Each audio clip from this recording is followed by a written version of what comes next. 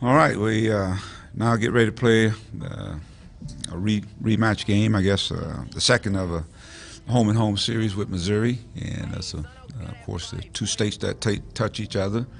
Uh, Missouri been playing real well. They actually were up in games, and like what took place with South Carolina, you have a lead and it evaporates. But the thing about basketball, and I don't think people understand it, basketball is a game of runs, and sometimes the early lead sometimes can be. Noah Gatling, he played sparingly throughout the year. Demetrius, there's a lot of questions on that offensive line. I mean, who with so many new faces, Dalton Wagner, where is his maturation? I like his transformation with his body over the last year's season, but where is he at as far as the physicality and understanding the offense of Chad Morris? I think that's what I'm going to be looking at.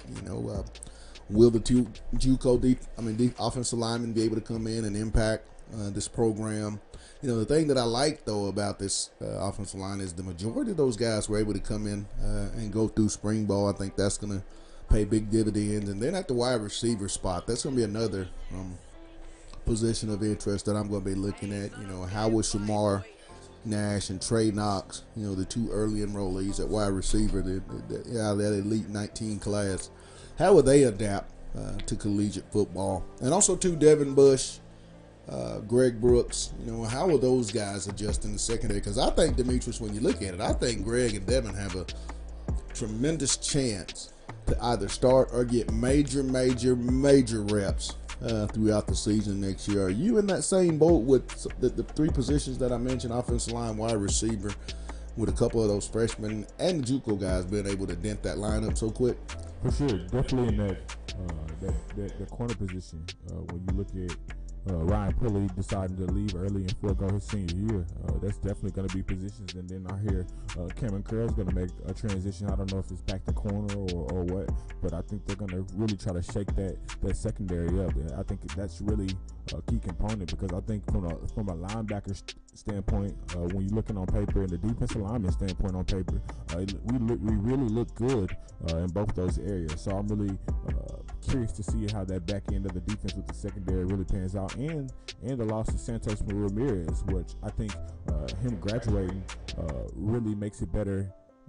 Really makes the secondary better. I think he was an okay player, but very undisciplined. So I think a lot of these younger guys are going to look back and look at his film and see the things that he made mistakes and try to correct them with having the defensive coordinator like Chief coaching you.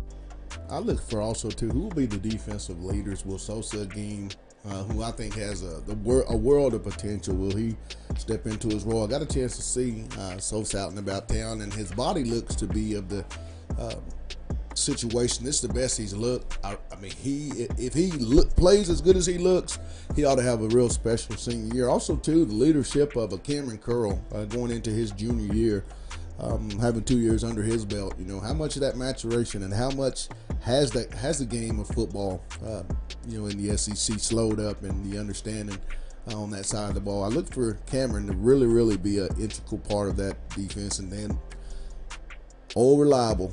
I think one of the top two linebackers in the SEC, Dejon Harris. I'm looking for Scooter to be the absolute team leader of next year's ball club, and be that emotional guy, because he's kind of like Trey Flowers, Demetrius. Over the course of the first 3 years he's going in this senior year, he wasn't real vocal, but I think in his senior year, I think you'll see a different Dejon Harris, but he's known as Scooter for the people that really have never heard that first name, is named Dejon Harris. But we're going to step away. We caught up, and there's a few highlights that we want to get you all ready. Arkansas had a chance to play Missouri a little over a month ago, and during this break, we're going to let you take a little hog walk, and we'll get you ready. Then we'll come back for any questions you might have. But we want to get you right before the show at 1:30. We're talking Fastest 40 with none other than our guy, Scotty Borderland of the Arkansas Democrat-Gazette. We'll talk game keys and get you ready for tonight's 8 p.m. tip-off. But we're going to take a quick break and send you to the court. Bud Walton Arena about a month ago, Arkansas, Missouri. It's on the Hill with Pat Jenkins on KDSJ 479.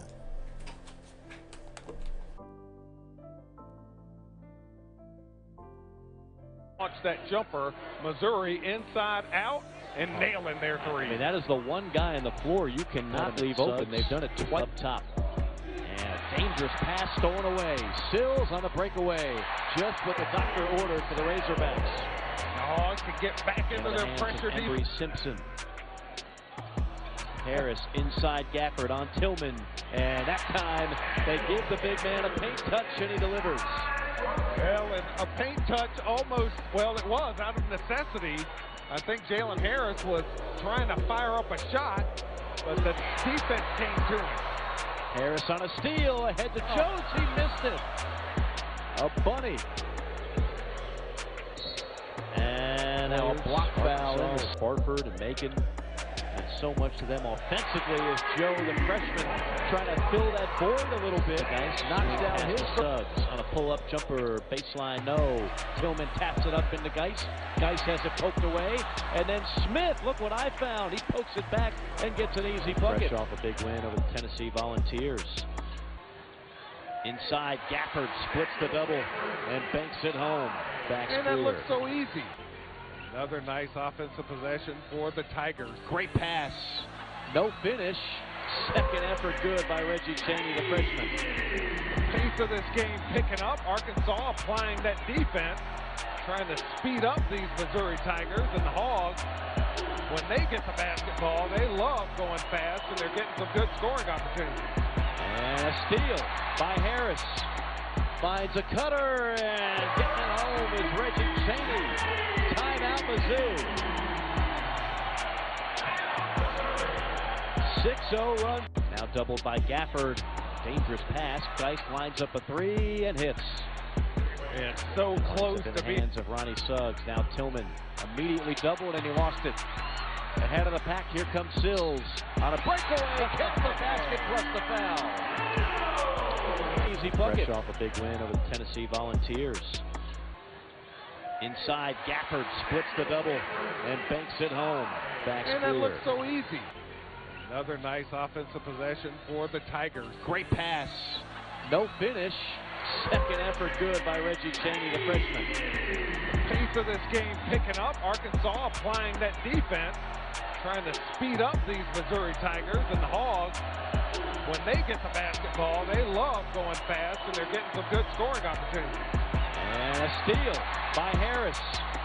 Finds a cutter, and getting it home is Reggie Chaney. Timeout, Mizzou.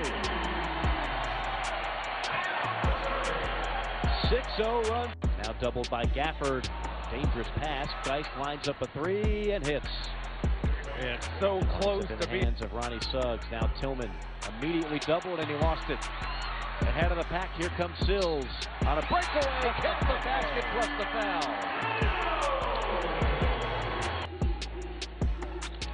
Henson turns it over. Into the hands of Joe on a breakaway. He banks it home.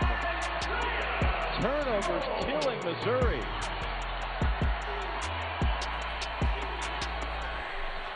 Welcome back. It's our Tuesday edition of On the Hill with Pat Jenkins Sports Talk Radio. On the Brought to you way each and every day.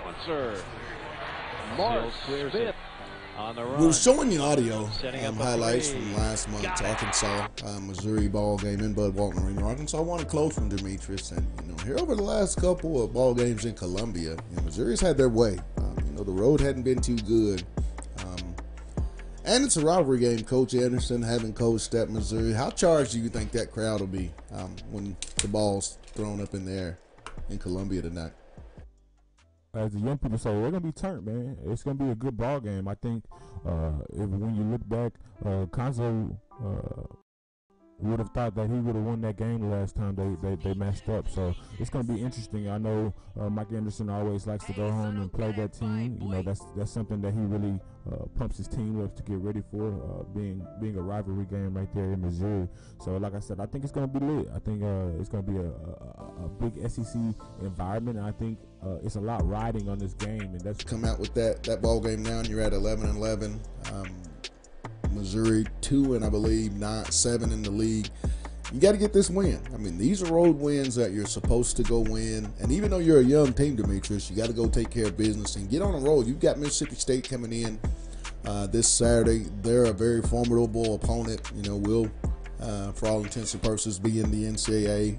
You know, pretty good seed. So, you know, now is the time. With these 8 weeks, it's time to make it happen. You've been known to win about 65% of your games from three. Look at it, the close ball games. I mean, on any given Tuesday, Wednesday. Earlier, we're going to bring you audio from Coach Mike Anderson. There was a question posed to Coach A about Daniel Gafford in foul trouble, and then we're going to take a real quick break as we followed up with Scotty Borderland of the Arkansas Democrat Gazette to talk more fast as sports.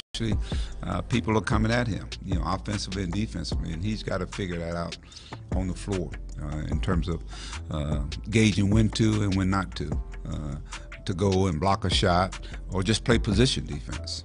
When you get the conference play, obviously, at him, you know, offensively and defensively, and he's got to figure that out in terms of